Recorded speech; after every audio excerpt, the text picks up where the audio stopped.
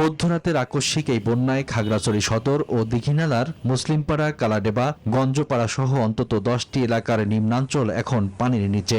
ঘুমন্ত অবস্থায় হঠাৎ ঘরে পানি ঢুকে পড়ায় চরম বিপাকে পড়েন বাসিন্দারা। পাশাপাশি তলিয়ে গেছে শত শত একর ফসলি জমি। খাগড়াছড়িতে হঠাৎ অতিবর্ষণ এবং পাহাড়ি ঢলে চেঙ্গি ও মাইনী নদীর পানি বিপদসীমা অতিক্রম করেছে। এতে প্লাবিত হয়েছে জেলার বিস্তীর্ণ নিম্নাঞ্চল। পানিবন্দী হয়ে পড়েছেন হাজারো মানুষ। আশ্রয় কেন্দ্রে ঠাঁই নিয়েছেন অনেকে। জহুরুল আলমের তথ্য ছবিতে ডেস্ক রিপোর্ট।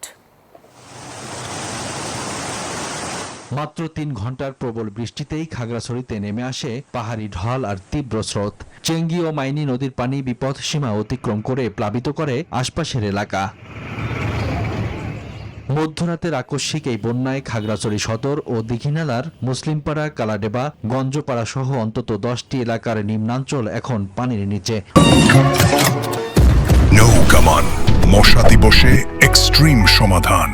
ঘুমন্ত অবস্থায় হঠাৎ ঘরে পানি ঢুকে পড়ায় চরম বিপাকে পড়েন বাসিন্দারা। পাশাপাশি তলিয়ে গেছে শত শত একর ফসলি জমি। সরকারি আশ্রয় কেন্দ্রে ঠাঁই নিয়েছেন পানিবন্দী মানুষ।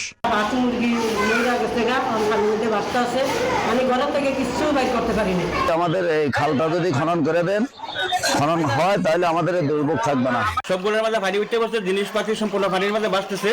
আর আমরা এখন বর্তমানে স্কুল ঘরে অবস্থান করতেছি। স্থানীয়রা জানান, নদী ভরাট ও ড্রেনেজ ব্যবস্থা না থাকায় বাড়িঘর ও ফসল পানিতে তলিয়ে যাচ্ছে বারবার। অবৈধ দখলকে দায়ী করছেন তারা। চেঙ্গি নদীর চতুর্দিকে এবং নিম্নে মাটি জমাট হওয়ার কারণে পানিগুলো উপরে উঠে গেছে।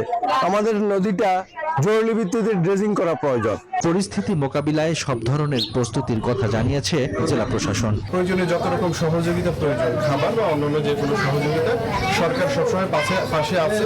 জেলা প্রশাসনের পক্ষ থেকে, আমাদের পক্ষ থেকে আমরা সবখানেই ভিজিট করছি। পাহাড়ি ঢল অব্যাহত থাকলে বন্যা পরিস্থিতির আরো অবনতির আশঙ্কা রয়েছে। দুর্গত এলাকায় জরুরি ত্রাণ সহায়তার দাবি জানিয়েছেন বানভাসী মানুষ।